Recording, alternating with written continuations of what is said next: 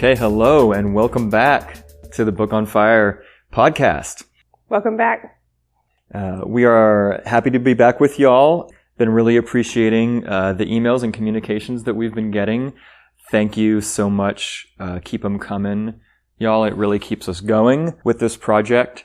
And if you like our podcast and you think other people might enjoy it, do share it with your friends who might be interested in it. And if you want to, you can even go over to iTunes and give us a rating or a review. I think that those things actually really help expand the listenership and expand the conversation.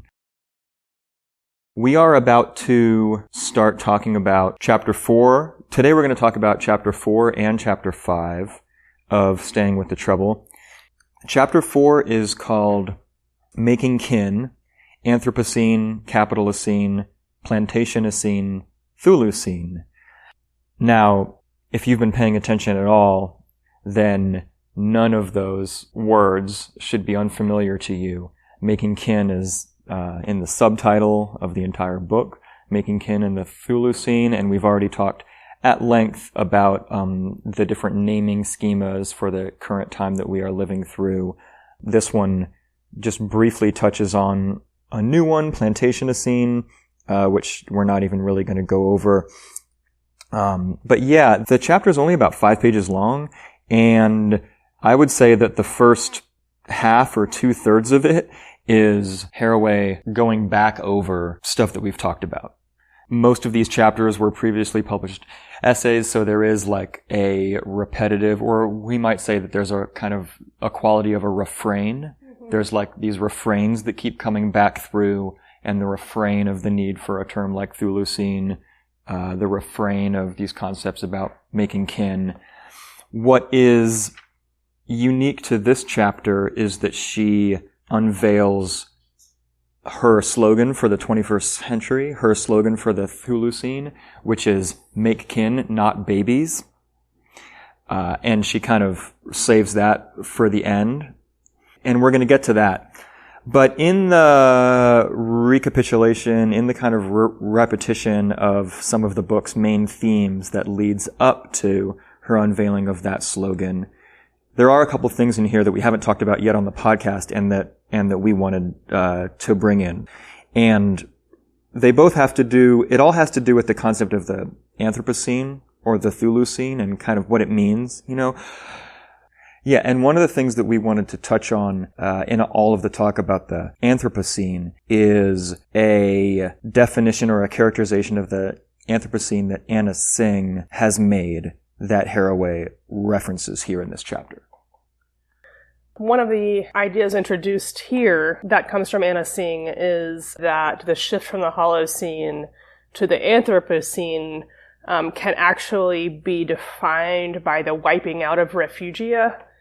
And refugia are areas where there is still a lot of complexity and biodiversity and richness that works as kind of a bank to seed other areas that have been developed.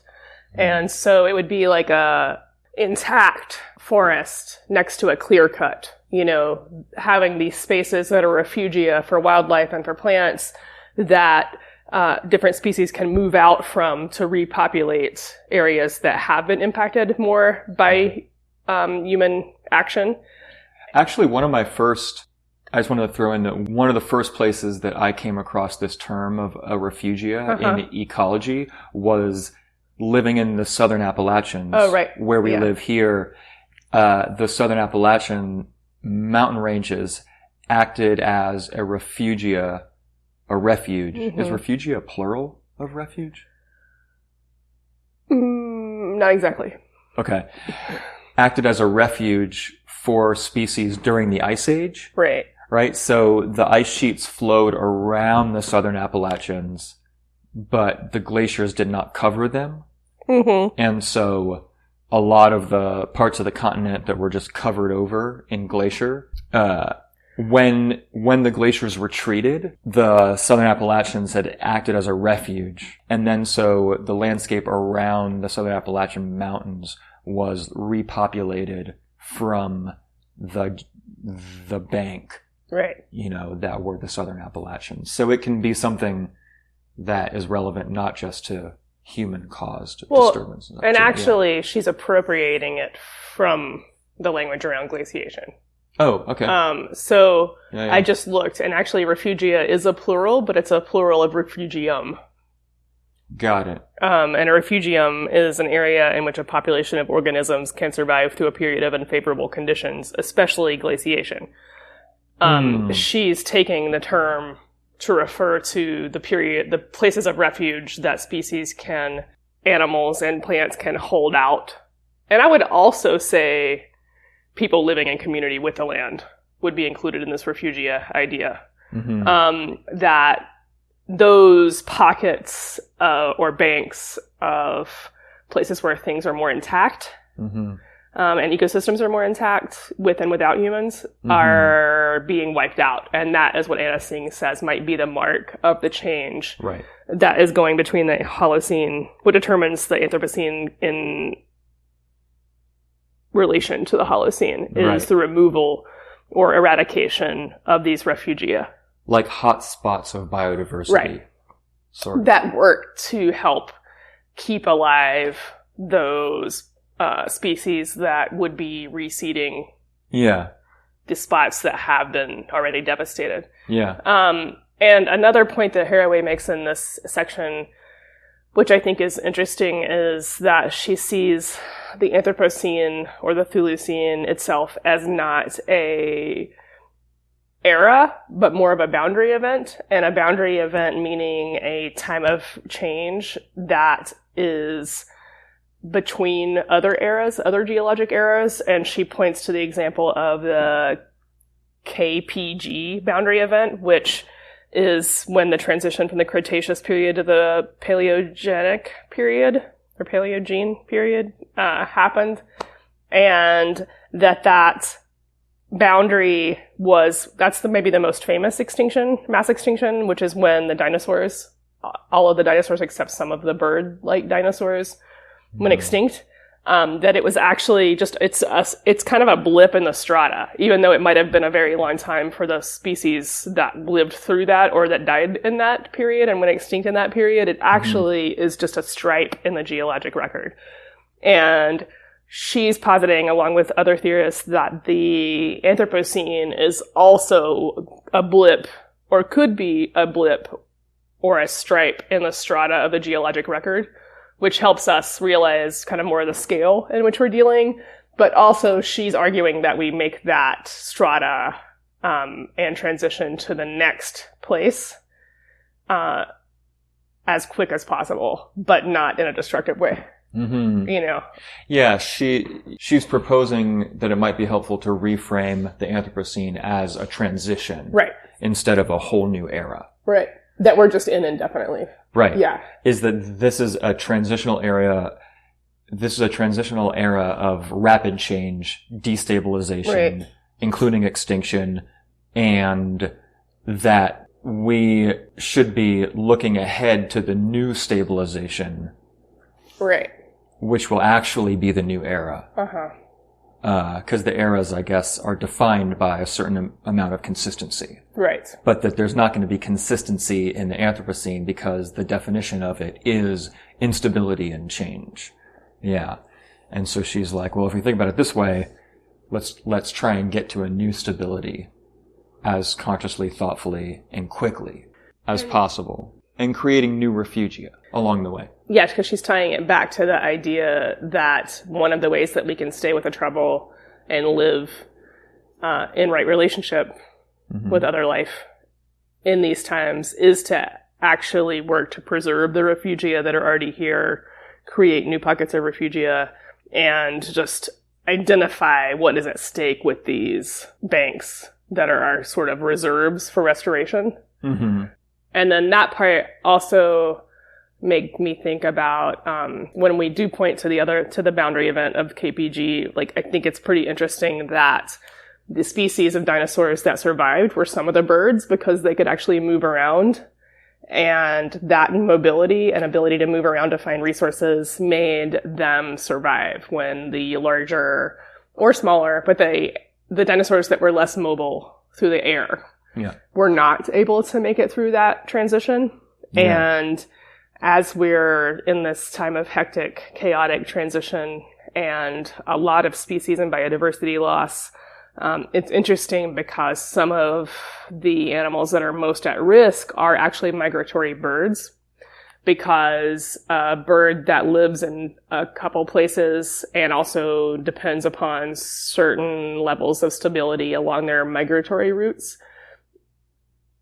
are heavily impacted by deforestation or just habitat loss and change at any of the spots along the way. Mm-hmm.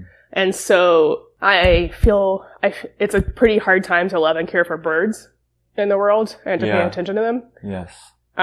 So when I think about this and think about what does it mean to actually try and preserve refugia, I think a lot about the migratory birds and how if we're paying attention to individual species, like at our house, I got in the habit of this from my dad, but I write down when I see the neotropical birds come back every year, and I see the same scarlet tanager family come back from the tropics every April. Mm-hmm. And so when I start paying attention to those birds and thinking about where they come from, then I'm thinking, what does their tropical forest habitat look like?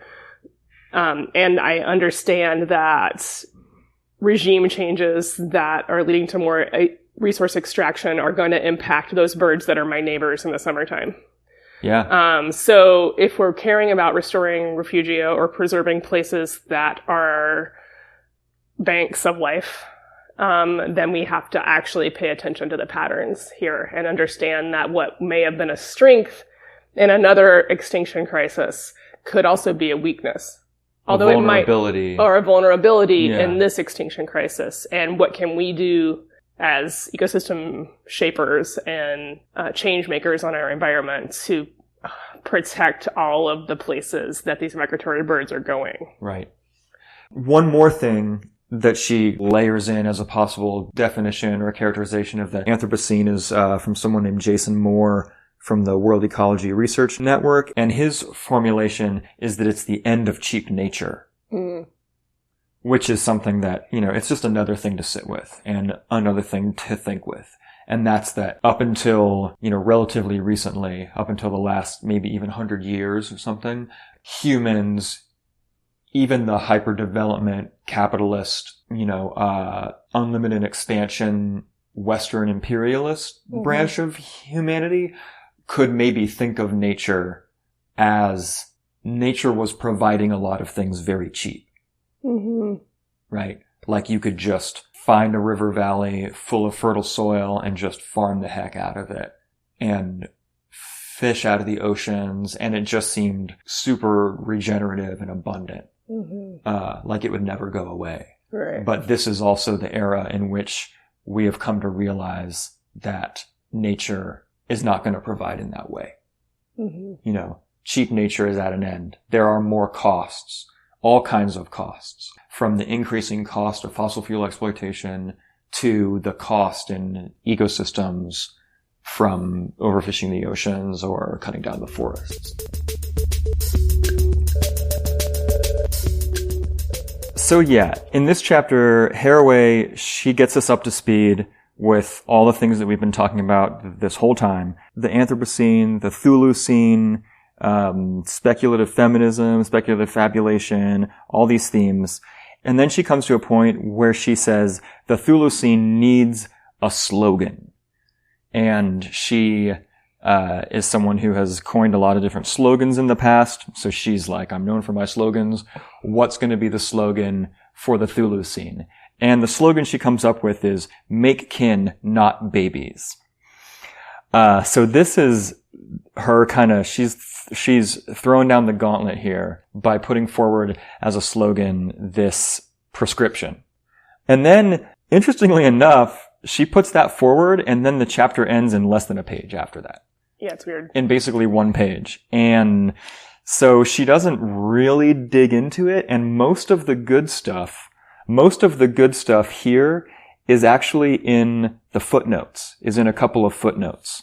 It's, if you're asking me, it would be footnote number 18 and footnote number 12. that have really good extrapolations, elaborations, and getting into the nitty-gritty a little more on the subject of making kin, not babies. So let's talk about that for a little bit, shall we? Make kin, not babies. Make kin is something that we've talked about already, especially like in the intro. We talked about the idea of making kin and what Haraway means by that. But just to summarize again, so kin, K-I-N, is the word that means like your relations, right? Your relatives. And a conservative and common way of talking about kin is to talk about your biological relations. And not just biological relations, but in the sense of a genealogy, a family tree, your kin, right, would be like your brothers and sisters and your children and your parents and your extended family. And going up and down the family tree and sideways on the family tree is your kin. And Haraway, unsurprisingly, an important part of this is she wants to liberate or expand the concept of kin outside of this biological family. So a big part of the kin making that she is trying to highlight here with the slogan "Make Kin" is the kinds of multi-species entangled kinships that we were talking about, last time and all the times before. Like the bobtail squid has kin in the form of these luminescing bacteria, right? And the Navajo have kin in the form of their churro sheep. And all of these examples of like cross-kingdom, cross-species kinship, she also means to include kinship among humans that are not immediately biologically related, making kin out of your neighbors or other people who you have affinity with. Mm-hmm. So making kin is very much an expression of this sympoietic making with practice of reimagining who can be in your family, who can be a relation. Who do you care for? Who do you care for? Who do you care about? Who nourishes you and cares for you, right? So it's this expanded notion of kinship. So all of this is unsurprising that she is encouraging us, to reach across the boundaries and form these entanglements and relationships. All of this is very consistent with what the book has been about up until now. And all of the details that we've gone into about how that works in nature and what that can look like even for humans. But here she's deploying that in a very specific way, where she's saying, make kin, not babies.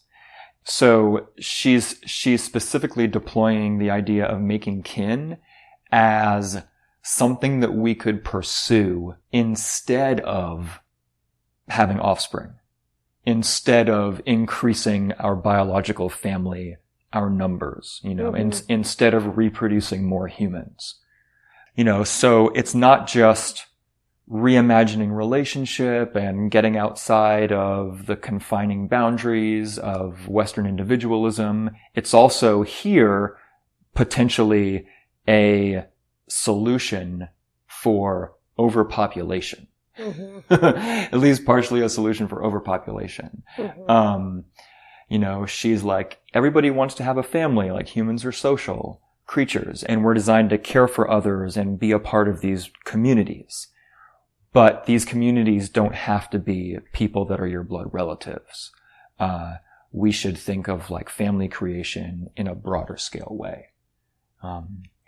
And just at this level of make kin, we'll get to the not babies part in a minute, but at the level of making kin and encouraging people to explore the sort of polymorphously perverse potentials of kinship, I am like 100%, for whatever it's worth for listeners, Dave is on board with this idea. It resonates a lot with some of the driving inspirations and the forces that have actually been in my life since before I knew what they were. Mm-hmm. I've been a committed non-breeder pretty much since I was a teenager. I don't have children. I'm in my mid-40s. I got a vasectomy when I was in my late 20s.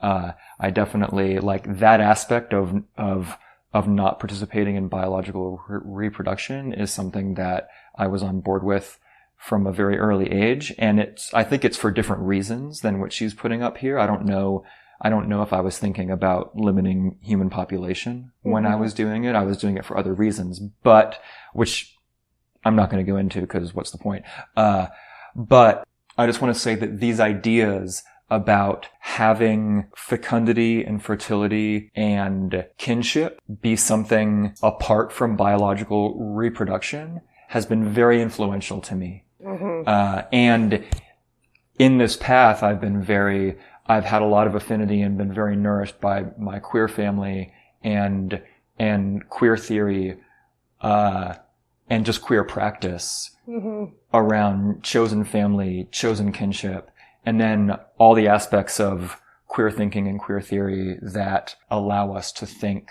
of these queer relationships and queer kinship and relating that are not heteronormative nuclear family and just the inherent queerness of nature.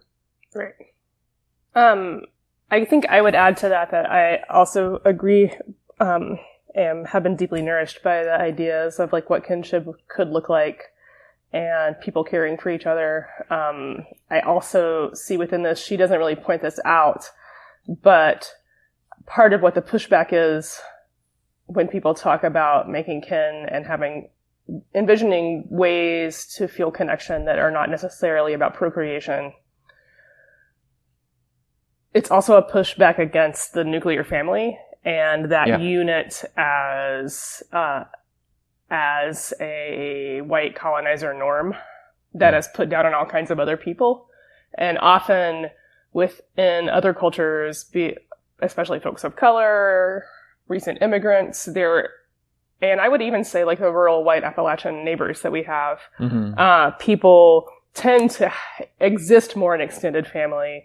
There are more multi-generational raisings. There's like your aunt or auntie that will be as much a part of your life as your parents in some cases. And you might spend as much time at your grandma's house or more than you do your parents. And that, I don't always see, I think Haraway knows that, but she doesn't always point out that that part of the critique is of the nuclear family within this. Right. But I do think that that's in there. And this is also something that indigenous wisdom brings forward really powerfully, is this idea, this practice, this reality of kinship with the critters in your life. Like actually kin. Recognizing all of our relations. Right? Was that Winona LaDuke's phrase, I think? Oh, yeah. All of our relations. Right. And in fact, one of the references that Haraway brings in the footnote in the back, which I'm going to link to in the show notes, is a YouTube video by an indigenous scholar named Kim Tallbear. And the video is called Making Love and Relations Beyond Settler Sexualities. And among other things, Kim Tallbear talks in that talk about indigenous kinship and the oppressive nature of settler kinship models and how it's been imposed and used as a standard to judge indigenous kinship too. I also just want to quickly point to something in footnote number 12 that I thought was really appropriate that Haraway does in here on the subject of making kin. This was perceptive and I didn't quite see it coming, but she talks about how one way that this call to envision a broader sense of kinship can go is working with people who are not like us or have different backgrounds in order to make change happen, right? And which I think is part of envisioning broader kinship networks, of course. Right? But she perceptively talks about how one way that kinship across people of different backgrounds can go that she wants to call out as actually inappropriate is envisioning a false universal kinship that papers over the real differences and the actual specificities of how people are entangled. And one of her examples of this is the hashtag All Lives Matter meme that came out in resistance to the movement for Black Lives and the Black Lives Matter hashtag. And this is, kind of invoking this post-racial universal kinship where we can all just be family and be equal now without actually being accountable and attending to the ongoing history of oppression that is like very much at play. And so, yeah, she goes out of her way to say that making kin is not a green light for bypassing accountability. Right. And actually living with, sorting out, and overcoming ongoingness of privilege and oppression. Yeah. Yeah. So that's a good part.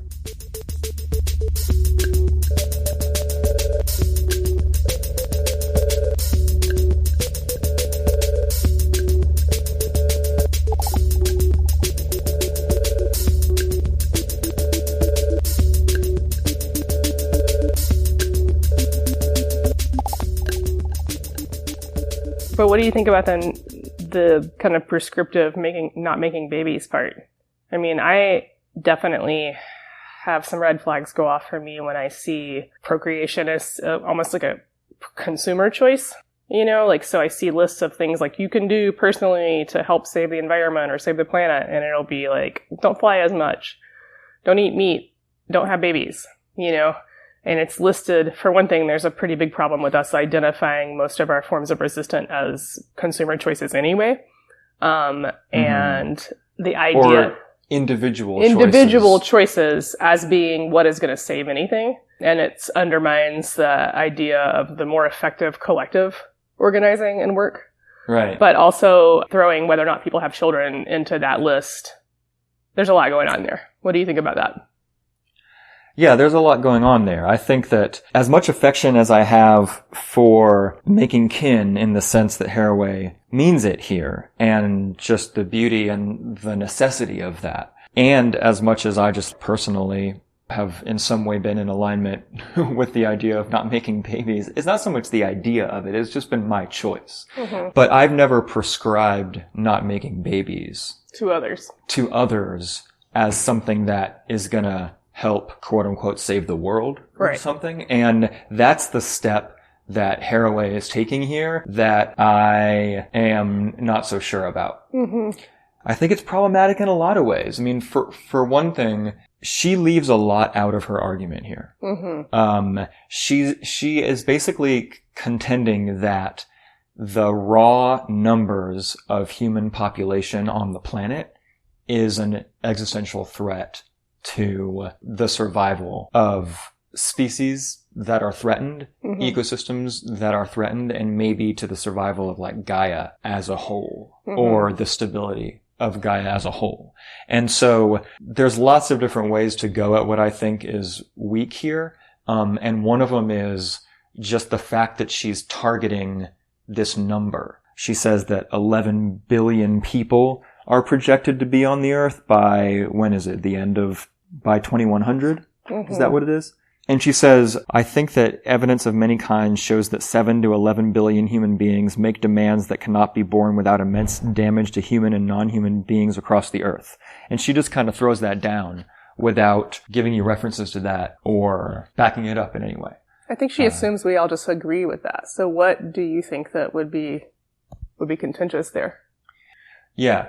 It would just be helpful. It would be helpful if she fleshed out a little more mm-hmm. what she is seeing as the impacts of people in these numbers. So here's a couple of different things. Okay. So one of them is, she even refers to somebody named Michelle Murphy, who she cites in her footnotes, who has argued persuasively that population mm-hmm. as like an abstract demographic statistic is something that is basically a tool of the state and a tool of oppression. Mm-hmm. And that to talk abstractly about this number is not helpful. It's not a helpful thing to think with because there are people living in environments that are entangled with their resources and their environment, and that's something you can actually talk about and think with. Mm-hmm. Like, where's your waste products going to? Where are your resources coming from? Where is your water? Where is your firewood or whatever coming from? But to just talk about a number is something that completely does not attend to and sweeps under the rug all of the different specificities that are just homogenized within that number. Mm-hmm. Like, for instance, when 20% of the humans on the planet consume 80% of the resources, then how are we supposed to hold that fact with just the idea that 7 or 8 billion is a bad number? Mm-hmm. Because a small percentage of that number is having the most impact, right? Yeah. But right. And so X number of people on the earth does not tell you anything very useful about how many resources are getting sucked or what the impacts are of that number. Mm-hmm. There's an article that's been circulating online for a couple of years called, it's on a permaculture website, and it's called Permaculture and the Myth of Overpopulation. And I'm going to put a link to that in the show notes. And it does a lot to problematize that overpopulation is what the problem is, mm-hmm. and not how are resources being used, mm-hmm. and in what quantities and by whom, but just the number of people who are using them. For instance, just to throw in one popular, kind of permaculture related observation that talks about how much land is devoted to growing grassy lawns in just the United States, let's say. I've seen these statistics that say that grass clippings is the number one crop, the biggest crop in America, which is something that are just thrown into dumps or, composted in heaps, or not even really composted, And if even half of the land that was now grassy lawns was converted to food production or medicine production, then that would take a lot of stress off of expanding need to grow more food for more people, and at the same time, potentially creating better habitat for wild things than a grassy lawn is. Yeah, what if every golf course was turned into some kind of mixed-use food forest or savanna with livestock and trees, Right. Yeah. There's other ways of going at this problem of people gobbling up nature than trying to create a limit on the numbers. It's almost like with just having a critique of population growth, which, that's not all Haraway does, but I know a lot of people who do. If there's just an emphasis on population growth, then you're kind of assuming a continuation in contemporary food practices and land use as the norm that will continue as the population explodes. Yeah. And that assumption is really harmful in a lot of ways, but definitely the future for life doesn't look that great if we're assuming that to be the norm that will continue. Yeah. With or without population growth. Right, exactly. Yeah. So, of all of the wild and radical interventions that Haraway is proposing, she fails to engage with this whole aspect that I associate with permaculture that talks about how land and natural resources, quote unquote, are used, mm-hmm. and how they can be used in much more regenerative ways, right? Because the idea at the heart of permaculture is that humans can be beneficial, mm-hmm. to ecosystems and to the earth at the same time as as we provide for human needs. Right. And this is I think this is an unarguable fact. Right. That humans can be these beneficial keystone species, like the beaver or the earthworm, or these species that at the same time as we get our needs met, we create habitat, enrich the soil, do all these other things.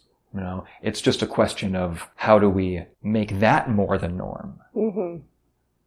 I absolutely agree, and I still have this thing come up for me, which is that the fact is this huge population of humans on Earth is absolutely built on a foundation of fossil fuel inputs into the food system.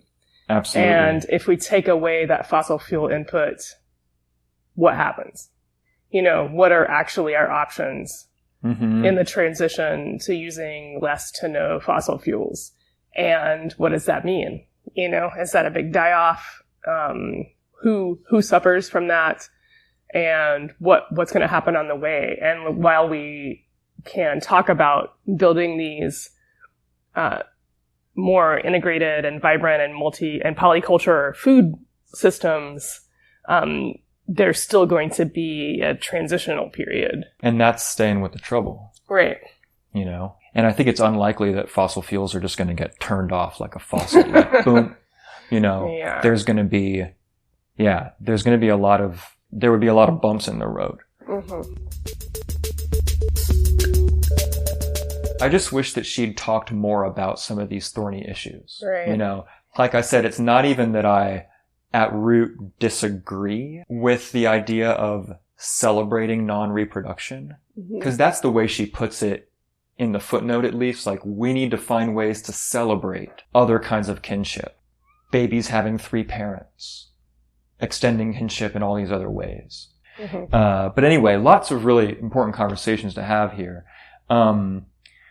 She also says, blaming capitalism, imperialism, neoliberalism, modernization, or some other not us for the ongoing destruction webbed with human numbers will not work either. But she doesn't say why that doesn't work. You know, I think, like, once again, people have argued pretty persuasively that neoliberalism and capitalism in general, with its logic of unrestrained growth, and that economic growth needs to exist for the system to even continue, is very responsible for gobbling up resources and potentially, but this is more controversially, responsible for increasing human numbers. Promoting birth, Increasing human numbers. Because the growth of the economy needs the growth of more people as consumers and as producers. Laborers. Yeah. So she just kind of throws that out and says, that's not going to work, without talking about why it doesn't work. I think she's trying to say that we're all implicated and all of our choices matter. But in a culture in which basically our main option we're giving is individual choice, I don't think emphasizing individual choice is a great strategy. Yeah. You know? Yeah. So, like, right. Why highlight that? Well, and I think there's one kind of important reason why. And that is that, once you've identified overpopulation as the problem, which is something that I think is problematic and we've talked about, but once you've identified overpopulation as the problem, then if you don't make it a question of individual choice, then, then what are you going to make it? A question of policy? State, You know? And then that brings in the thing we haven't talked about yet, but is, of course, the giant elephant in the room in any conversation about limiting population numbers, is eugenics. I would also... The history of sterilization programs, of eugenics, and of the very, like, racist discourses around who are the problem people, who are the excess people. And something we haven't talked about yet around this, too, is eugenics also has a gendered element in places where there is state down prescriptive child ratios. And so you have a place, you know, like where China, where they've been experimenting with a one-child policy, and in a place where it's much more preferred to have a son than a daughter, then you have really skewed demographics around which pregnancies are terminated. And so there's a really skewed male to female ratio. We need to, while we're talking about, like, encouraging people to find new ways to make kin, acknowledging that we, whether or not we acknowledge it, are still in a misogynist culture that devalues the lives of women. For sure. And, and girl children, especially. And all of these tensions can rise right up. In really ugly ways when pressures get put on reproduction. You know? And Haraway is like, she's walking a really interesting line here where, you know, of course, as a feminist at least, but all of her other entanglements as well, you know, she comes out and says that she in no way would want the not babies part to be implemented in a coercive way. That coercion is off the table, and that women should definitely have the right to have babies or not have babies as they choose. But at the same time, she believes in, like, she wants to normalize a new culture, a new cultural norm that de-emphasizes biological reproduction.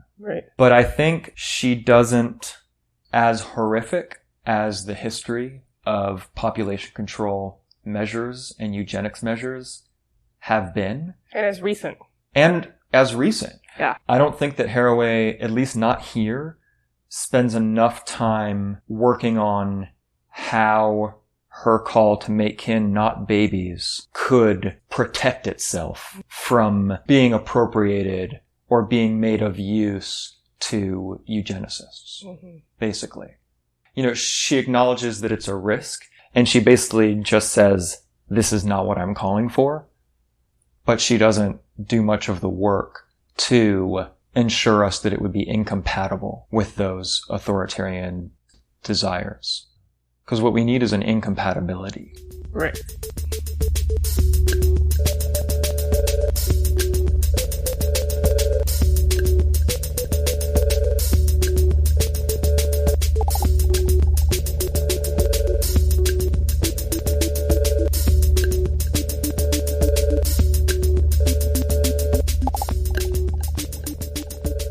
Alright, so chapter 5 is called Awash in Urine, DES and Premarin in Multi-Species Response Ability.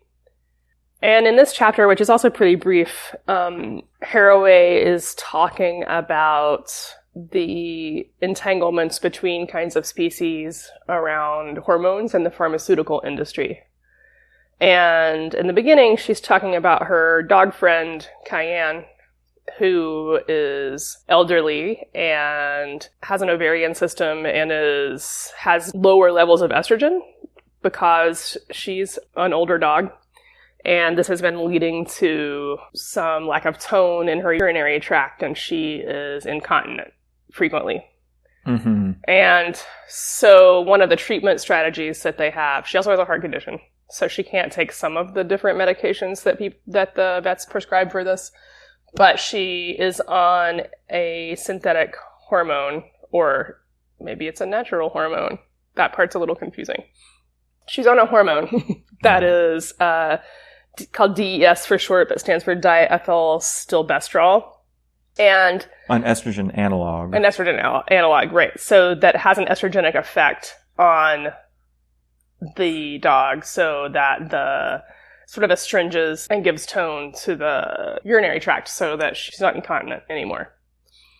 So she doesn't dribble urine on the bed, where Donna Haraway is also sleeping. Right, because they sleep in a cross-species queer entanglement, she says, in the bed. Yeah. Donna, her partner, and the dog. Mm-hmm. Yeah. There's a lot of funny word really hilarious. She keeps playing on this idea of the wet spot. Mm-hmm. You've got to read it. It's you've got to read it to understand the playfulness with which she keeps looping around to the wet spot as a metaphor. It's so silly. But she's also being very open and making about her own neuroses around putting her dog on this hormone and her own anxiety that is induced because of worrying if this is the right choice to make, and which kind of mirrors the way a lot of us move through the world with all of our choices when we care for others and ourselves, and what kind of choices we make around that. And within her research...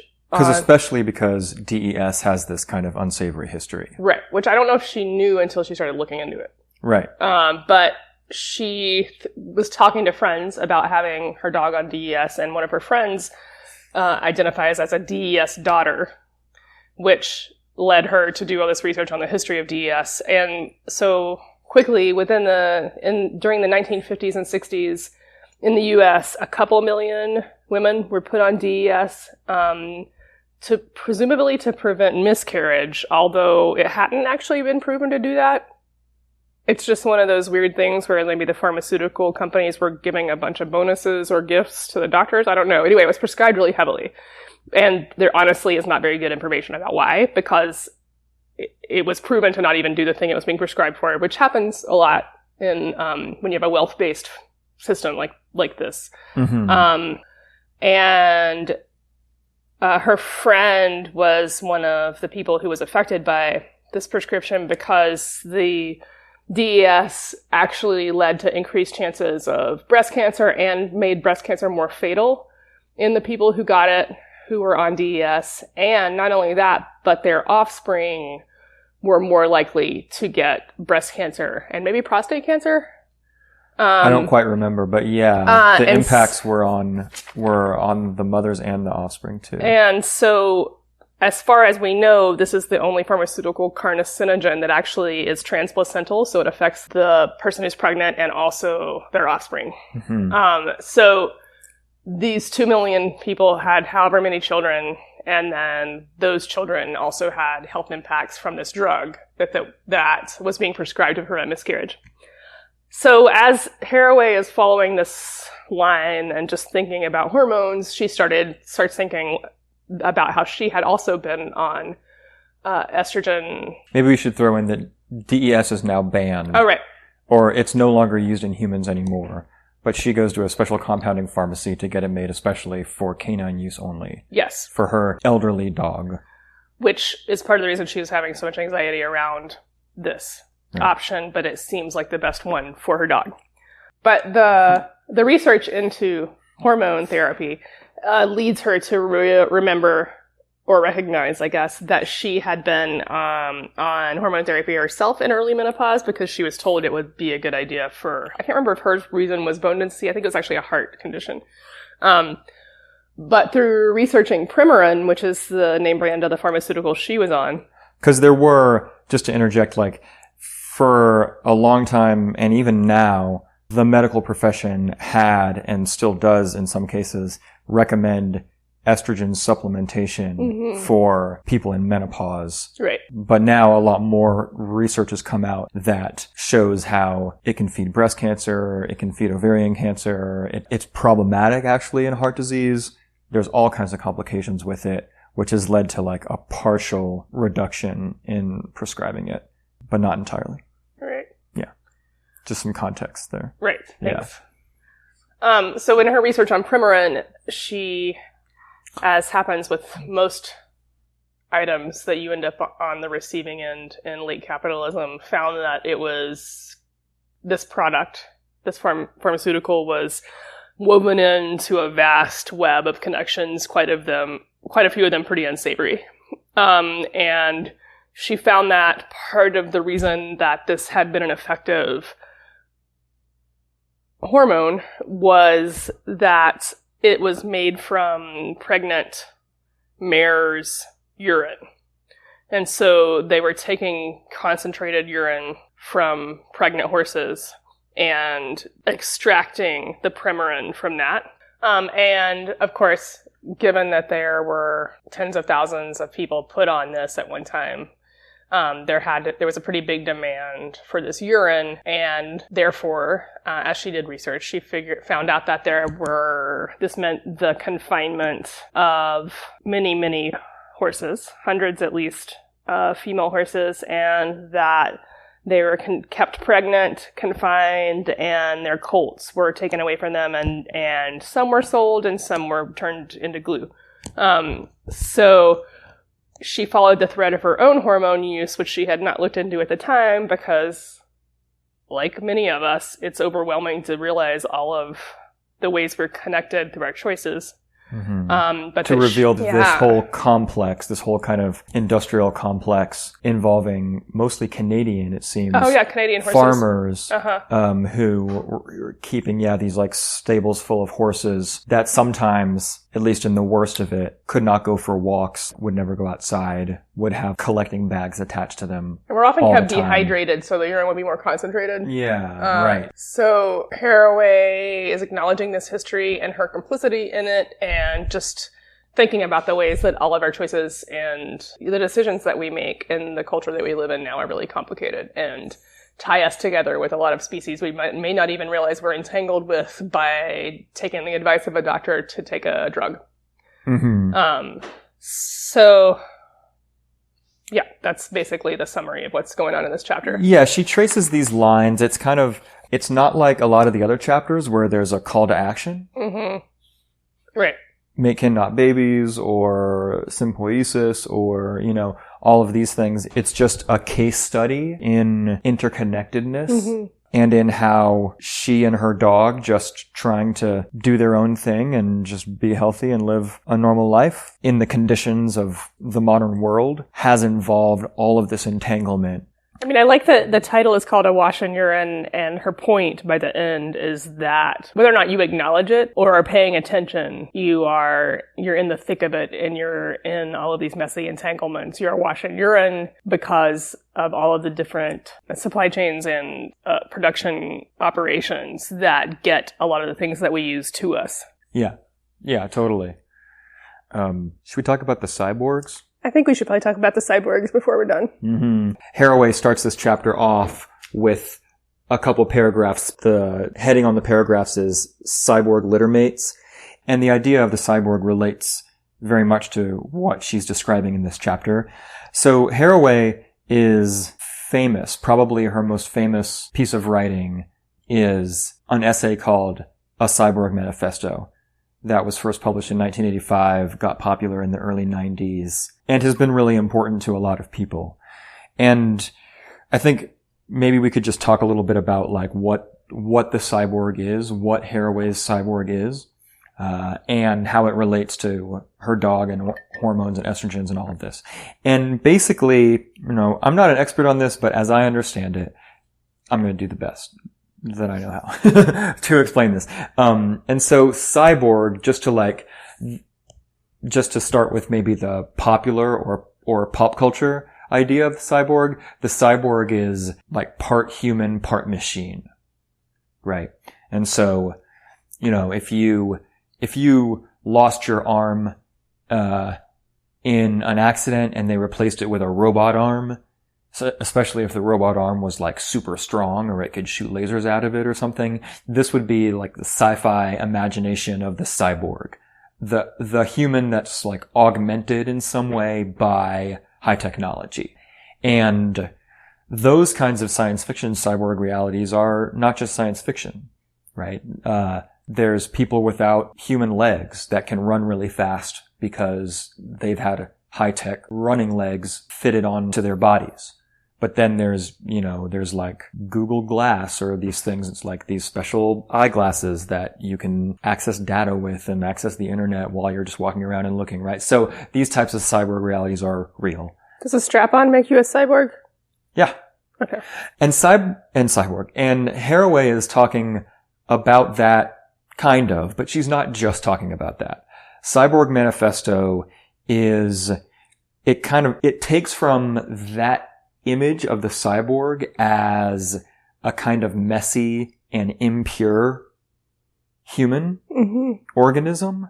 Like, is it man or is it machine? Like, is the prosthetic arm part of its body or is it an attachment onto the body? Like, where does the body end? Does it end at the stump and then the other thing is not part, or is it now part of the body?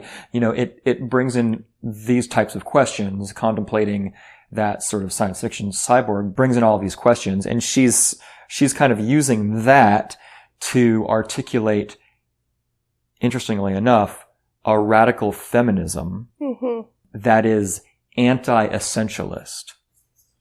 So cyborg theory, and I want to be clear that like the Cyborg Manifesto is less about calling for the proliferation of actual cyborgs or something.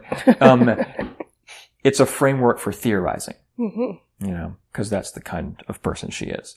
And it's a framework for theorizing a feminism and a socialism and all these things of which she was a part that is anti-essentialist and non-innocent. So reacting against, let's say, in feminism, an essentialist feminism that draws very firm, very clear boundaries around what is and is not a woman. And the essence of woman is, that she is a mother, or that she has a womb, or that, any of these things.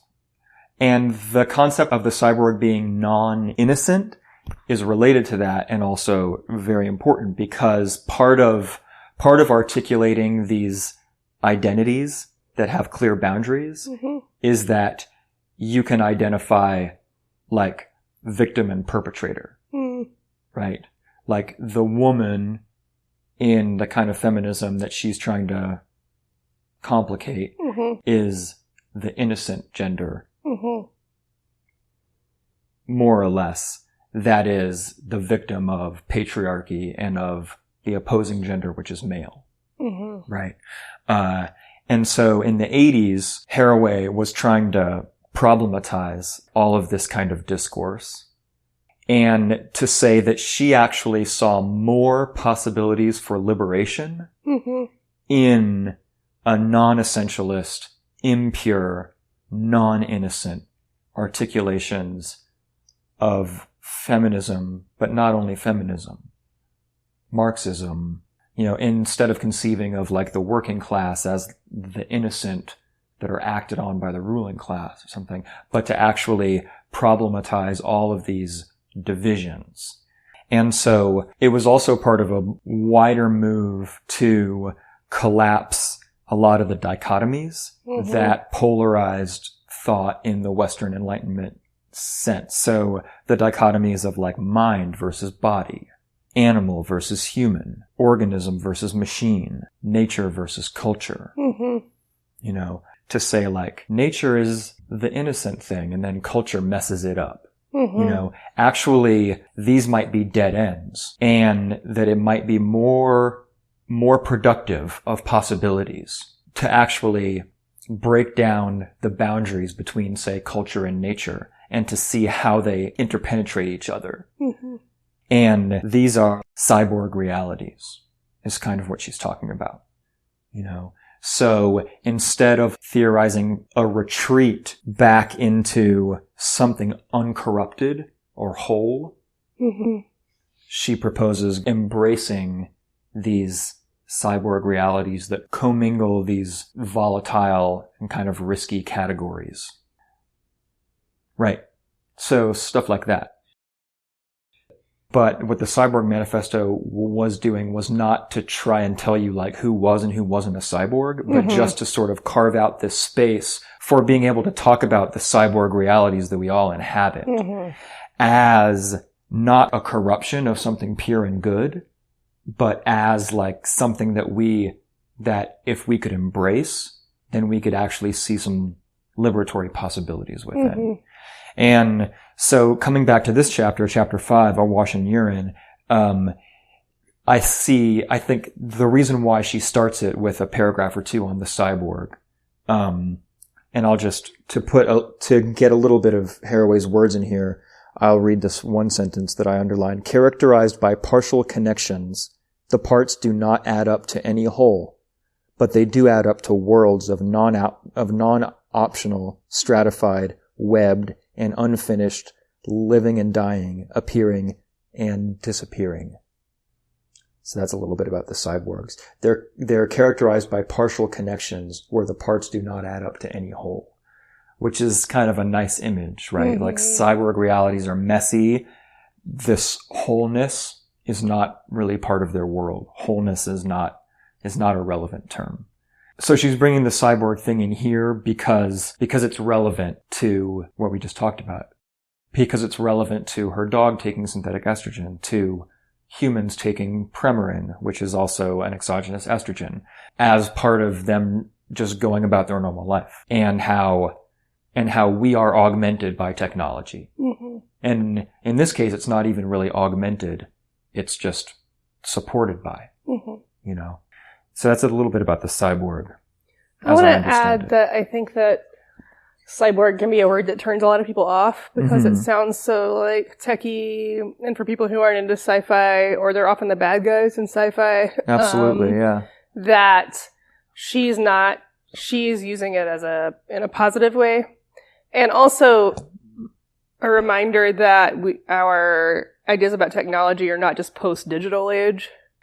Once again, this is contemporary society catching up with indigenous wisdom by blowing up the idea of the bounded individual. Yeah. So in indigenous cultures, there is already a concept of a person being more than just their very discrete self. They're connected to everyone around them. They're tools. They're connected to their guides. They're connected to their culture. And those are part of who you are, but as we had the rise of post-Enlightenment liberal subject, we have been swimming in the waters of I am just myself. Mm-hmm. And so she's using kind of techie language to reclaim an idea. Yes. You know? Yeah, for sure. For sure. She is doing all that. At the same time as a big part of the Cyborg Manifesto is to undermine the nostalgia for a pre-tech, right, more natural time of living. Right, for sure. Yeah. Yeah. So it is also about technology. Sure. In the modern sense of technology. Modern technology. Yeah. Right. In one of its, I mean, it's doing a lot of things, but that's one of the things that it's doing. Right. Yeah. Yeah, she's never been afraid of technology. Yeah. I mean, we could say that she's never been afraid of technology, but she's also, I want to be careful that by saying that, we don't mean that she's a techno-futurist. Right, that's true. You know, she takes great pains to say she's not a techno-futurist. Or a transhumanist who's like, well, let's all upload into the, because there's a lot of other people out there now who's, quote, not being afraid of technology, unquote, looks a lot more radically hyper-tech than what Haraway seems to be talking about. And her embrace of technology always includes the body as a component instead of trying to transcend the body, which a lot of pro-tech people would like to get out of the body altogether. Right. Yeah.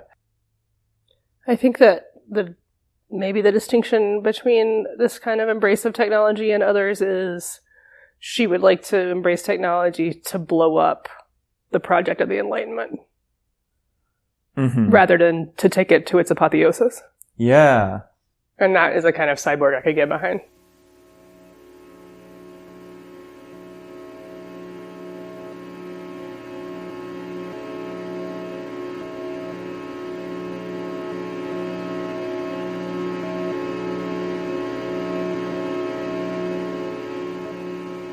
Next week, it's going to be chapters 6 and 7.